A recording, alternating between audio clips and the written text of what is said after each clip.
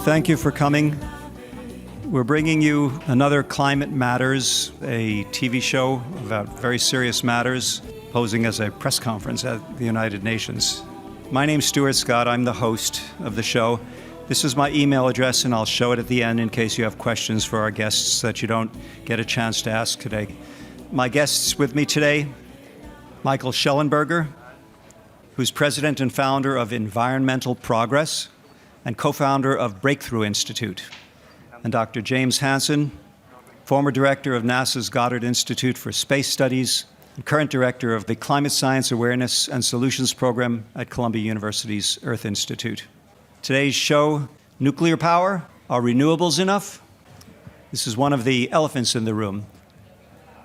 Michael, take it away. Thank you. Thanks for the introduction, Stuart, and Jim, thanks for inviting me out. So just as an introduction, Environmental Progress is a nonprofit, non-governmental organization I founded last year. We are funded by individuals, independent of the energy industry, unlike many of the anti-nuclear groups. And we've been working with Jim to save nuclear plants around the world, including in the United States, South Korea, and recently in France. My own background is as an advocate of renewable energy. I was co-founder of the Apollo Alliance, which pushed for a big investment by the US government into renewables. We successfully persuaded President Obama to put about $90 billion in a clean energy stimulus starting in 2009. About $150 billion was spent by the United States over the last 10 years. And you can see clean energy has grown in absolute terms. These are the four main low-carbon energy sources. Hydro is the largest source of clean energy globally, then nuclear, then wind and solar. But the problem is that the share of electricity globally coming from clean energy has declined 4.5%. And that's mostly because poor countries are moving to fossil fuels, which is understandable. They need to develop, as the gentleman from Egypt said earlier. However, part of the problem is the decline in nuclear power. Nuclear has declined about 7% from its peak in the mid-1990s. It's declined in absolute terms since the mid-2000s, 5 years before Fukushima. And while people talk a lot about solar and wind, it hasn't even made up the difference of the loss of nuclear. What about the investment? Renewables received 114 times more in subsidies than nuclear per unit of energy generated in 2016. That's just in the United States. We just did a study that was covered in the New York Times today that shows that we've spent about the same on solar and wind over the last 10 years that we spent on nuclear over the last 54, the data from Bloomberg New Energy Finance. And what we did is we did an analysis to see what kind of effect did this investment have on energy supplies. We did an analysis of the evolution of the carbon intensity of energy. That's the amount of emissions per unit of energy of 68 countries since 1965. This is the first time this study has ever been conducted or published. We found no correlation between the additions of solar and wind power and the carbon intensity of energy. So in other words, despite this huge investment in solar and wind, we don't see a reduction in carbon intensity at nationally aggregated levels. Very simple analysis. It was actually recreated by the New York Times. Anybody can do it. And so you can see here, each dot represents 1 year in a country's energy life, and you can see significant decarbonization correlated with nuclear and hydro, and nothing from solar and wind. So why is that? Well, one obvious explanation is that solar and wind just don't produce very much power. So you can see here in the blue and the green is how much nuclear or hydro was added in a given 10-year period, just so we can get a sense of how quickly can you scale these. Red and yellow were solar and wind, so you can see that you're just able to add a lot more zero carbon power in a decadal period of time from nuclear and hydro. Well, what about Germany? Germany's invested $222 billion in renewables since 2000, and we saw last year that they installed 4% more solar, but they actually generated 3% less electricity from solar. Does anybody know why that is? It wasn't very sunny last year in Germany. Now, of course, what we hear is that it was not very sunny, then it'll be windy, so that'll make up for it. But Germany installed 11% more wind last year, but got 2% less of its electricity from wind. So it turned out to not be very windy either. You can see German electricity prices have gone up by about 50% over the last 10 years, and Germany remains locked into coal. The last conversation was kind of amazing to listen to people talking about the lock-in of coal without any discussion of the phase-out of nuclear. Now, German electricity today is twice as expensive as French electricity, and you might think, well, that's okay because Germany's done a lot for clean energy and climate, but you see, in fact, France just gets much more of their electricity from clean energy sources than Germany does. What about emissions? German emissions have actually been going up the last 2 years in a row. They're almost certainly going to go up this year and next as it phases out nuclear. But we keep hearing that solar and wind become cheaper, and so that's true, solar panels and wind turbines do, but the energy from solar and wind, the electricity, actually gets more expensive because its value declines. This is by a German economist named Leon Hirth, strong anti-nuclear credentials, peer-reviewed publication. It found that the value of wind to the electrical grid declines by 40% when it gets to be 30% of your grid, and solar power's value declines by half when it gets to be 15%. That's just because it's producing a lot of power when we don't need it, and it's not producing power when we do need it. We can see that maybe part of the story here is that renewables just require a lot of materials. You can see that solar just requires a lot more steel, glass, cement. And that's because the fuels, renewables fuels, sunlight, wind, water, are just energy dilute. So you have to spread collectors over a much larger physical space to aggregate those flows into usable electricity. So here's another way to look at it. The amount of materials that you're required to produce power from renewables is inversely related to the energy return on energy invested, another very good German study for the EROI numbers. And as a consequence, solar panels end up creating 300 times more toxic waste than nuclear does per unit of energy, just because of that huge material throughput. And unlike nuclear waste, which is safely contained in casks and never harms anybody, solar waste joins the electronic waste stream, and it's usually taken apart in poor communities where children are exposed to cadmium, chromium, lead, and other toxins that never decline in toxicity because they're elements. Well, what about storage? Maybe storage breakthroughs are on the horizon. We added up all the storage in California to back up the grid, and we have 23 minutes of storage. And that's if you count every battery in every car and truck, which is not really practical, because that would mean everybody would have to stop driving to back up the grid. So if you're trying to store energy from one sunless and windless year to the next year, you're going to need a lot more than 23 minutes. What about Chernobyl? Everybody worries about the accidents. I changed my mind on nuclear in part because I just finally sat down and read the United Nations reports on Chernobyl.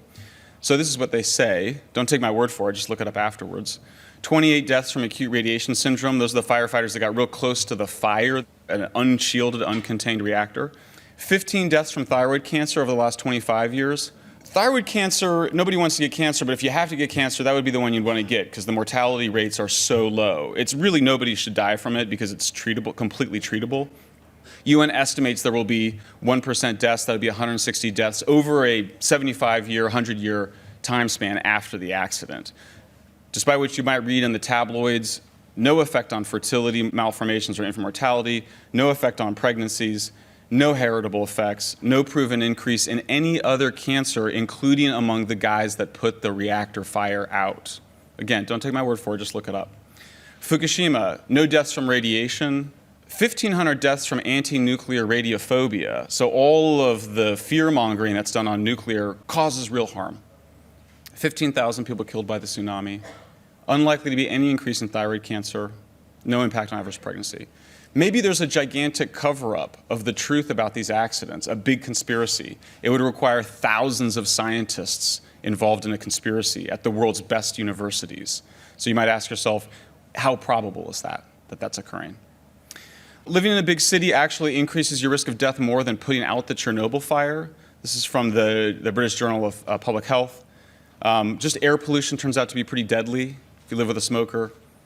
What about accidents? The worst accidents from renewable energy. 170,000 people killed instantly when the Banqiao Dam collapsed in China. What about natural gas? That's clean, except for when it explodes, as it tends to do. Even here in Germany, it explodes and kills people.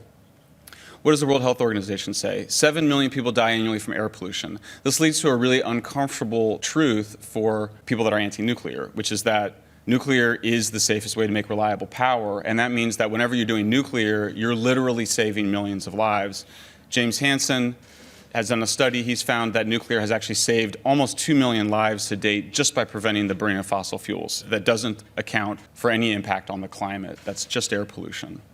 World Wildlife Fund did a study. How many people is German pollution killing? About 2,500 a year. 2,500 a year people being killed from premature deaths from particulate matter, mostly PM 2.5.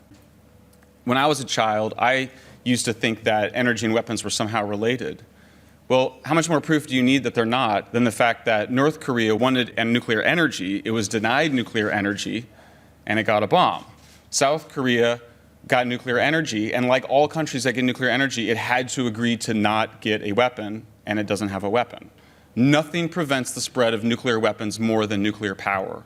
We have 60 years of data on this. There's no advanced calculations required. It's just the truth of the matter. If you want to be part of nuclear energy, you must agree not to get a weapon.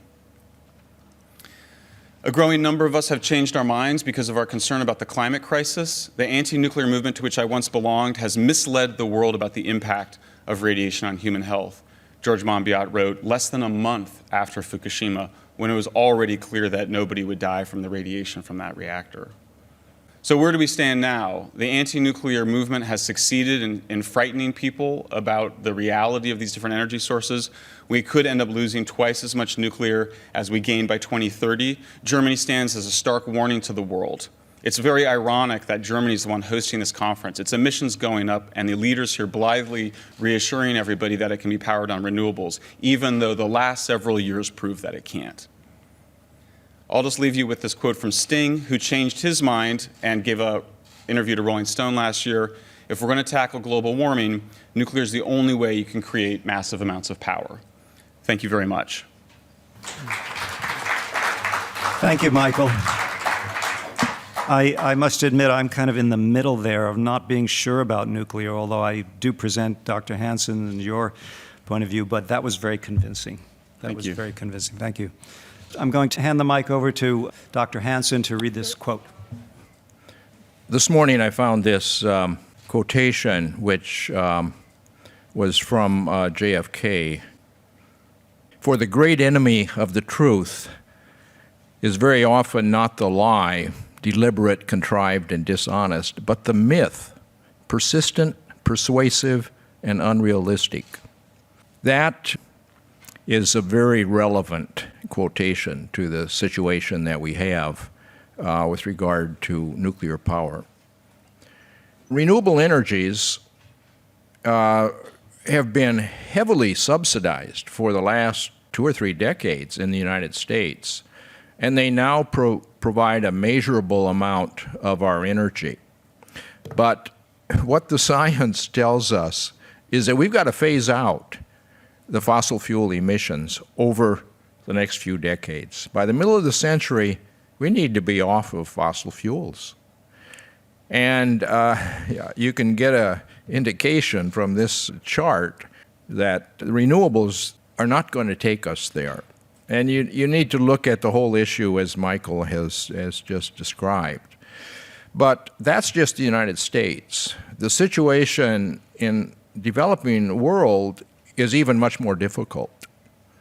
China is now the biggest emitter, and India will surely pass the United States. And they're getting really a negligible amount of their energy from renewables, even though they've invested very heavily in them. And if we look at the history, Michael already mentioned the fact that the examples of where we've been able to install carbon-free energy rapidly, the fastest examples are all nuclear power. When a country like Sweden decided, okay, we need to phase out carbon energy, they built 10 nuclear power plants in Sweden, a couple in Finland, but they did it in about a 10-year period and completely decarbonized their electricity. That's what we have to do. And you have to compare the way they did it to what Germany is trying to do now and being so unsuccessful. You know, South Korea has demonstrated that they can build nuclear power plants and do it on time, on schedule, and on budget. They're still light water reactors, the technology we've been using for 50 years. I think we've known for decades, actually from the beginning of the nuclear age, that there are better ways to generate nuclear power. which deal with many of the issues that have been raised about nuclear power. And this is an example of one of the kind of technologies which we should have ready right now, but our governments simply didn't do their job. They didn't support R&D over the last few decades. It's really a failure of our government, particularly in the United States. These are two of my grandsons. Took this picture a few years ago. Connor was a big Indiana Jones fan, and he's the one who actually got me started wearing his hats. He gave me an Indiana Jones hat for Christmas several years ago. But it was amazing. I can't remember how old he was then, about 10 years old, when he made these observations, because there are two critical facts which he correctly identified. He says that unless young people, when they grow up, unless they can figure out how to make a time machine that actually works, there's going to be no way for them to fix the problem if grown-ups stay on the path that they're on right now. And he also said grown-ups are scared of nuclear power, but they should be scared of what will happen if they keep doing what they're doing. Because we know ways to make nuclear power safe. Actually, the past nuclear power has been very safe. More people die in one day from the air pollution from fossil fuels than have died in a 50-year history of nuclear power plants. So they were actually pretty safe. But we know how to do things much better for the future. We know that using fossil fuels is not safe. It is very dangerous. So it's amazing that a 10-year-old can understand what many of our government leaders cannot understand. One other comment. Why do I speak out on this subject?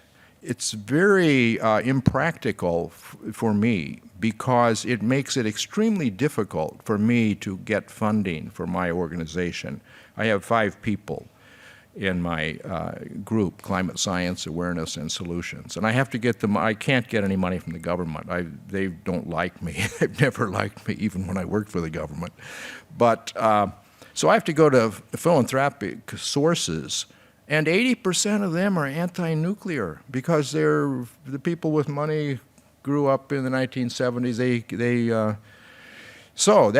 But, you know, if you think of Galileo, when he was told, you know, that the Earth is the center of the universe and the sun goes around the Earth, and you better agree with that or else, he decided, well, yeah, I guess that's right. Because it was and there was no harm in him doing that, because he knew the world would find out as the telescopes got bigger. It would prove that he was right, that the Earth goes around the sun.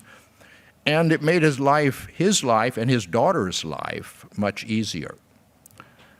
But now, we can't do that. If we say, oh, well, yeah, eventually the real life examples are going to prove, if we are right that there's no way to phase off all fossil fuels within a few decades without the help of nuclear power, which I think is pretty clear. So we'll be proven right, but by then it's too late. You know, so I have to say what I think is a very clear scientific conclusion. That's all I want to say. Thank you. Well, since Michael has blazed through his very long slide set, I was amazed, but he's good. He did TED Talk, and they cut you off at 18 minutes. We do have time for questions, so I'll throw it out there. Hello, my name is Reinhard Uhrig of Friends of the Earth Austria. I disagree with you on a couple of issues, but the one thing that really would interest me is how you, James Hansen, see the future of economics of nuclear power. Because if you look at feed-in tariffs, for example, in UK at the moment, you know, the Hinkley Point project, they have been guaranteed 9.25 pence per kilowatt hour for 35 years, index increased. They just had offshore wind auctions for 5.75 pence per kilowatt hour, So renewables are already cheaper today, and this power plant is not even being built. And I should say that I'm not opposed to renewable energies. We should not be taking any carbon-free energies off the table. And my barn is covered with solar panels. I generate twice as much electricity as we use. So I haven't paid a utility bill in 6 or 7 years since I put up the solar panels. In fact, the utility is paying me. But the reason that solar is cheap is because of all the development that's occurred with all these subsidies and the fact that in the United States we have these renewable portfolio standards. Utilities are told you've got to get X% of your energy from renewables, whether you like it or not. And then the cost of that is passed on to the other people who are not putting solar panels up on their barn. But you have to look at the total cost of the system, not just the solar panels. And look at Germany's electricity cost, compare it to France. Sure, we will need the next generation nuclear is going to have to be the R&D is going to have to be supported. And once you have that and you choose a design and you start churning those out in factories, it will be competitive with coal, I think. So I don't know, do you want to say anything more on that? Sure, I'll add something. In terms of the price of energy, Jim's right. You cherry pick the price of the electricity being generated by the wind turbine when it's generating electricity. When wind isn't subsidized, nobody builds it. Warren Buffett said it's not worth doing without the subsidy. Again, don't take my word for it. Just see if those wind turbines get built without that subsidy. The way you make nuclear cheap is you build the same kind of reactor over and over again like the Koreans did. Why didn't they do that in Britain? Because the anti-nuclear movement stopped them from doing it. So then you guys come around and say, well, why is it expensive? Because they have lost the experience building the plants thanks to the anti-nuclear movement. Now, I'm sorry, I won't let you have a rebuttal, but you guys can duke it out We can argue the it hall out afterwards. hallway. We only have time for one more question, so please make it short. No grandstanding. My name is Kerstin Rudek, and I come from north of Germany, from Bürgerinitiative Umweltschutz. Our organization is 40 years old, and we are very experienced in nuclear waste, because we are in this topic for all these years, and there is no place for high radioactive nuclear waste. We won't have time to answer it if you keep... What do you think about storing high radioactive nuclear waste in Germany, in your countries, worldwide? That would be really interesting. Thank you very much. The waste from nuclear power is the best kind of waste that's produced from energy. May I answer the question? The waste from fossil fuels kills 7 million people a year. The waste from solar panels goes to poor communities where they break it up and are exposed to heavy toxic metals. The selective concern for nuclear waste, which doesn't harm anybody, is simply bizarre. You're in the grip of a superstition. You're in the grip of a superstitious set of fears that have no basis in any mortality data. There's no peer-reviewed data that waste hurts anybody. Again, we can't get into a dialogue on this. I mean, I'm sorry. We side with science. Excuse me, we have to close this press conference in a moment, and I would like to get out in an orderly fashion. Obviously, this is a very controversial subject. Sure, that was good. You're fantastic. Okay, thank you very much for coming. Renewable.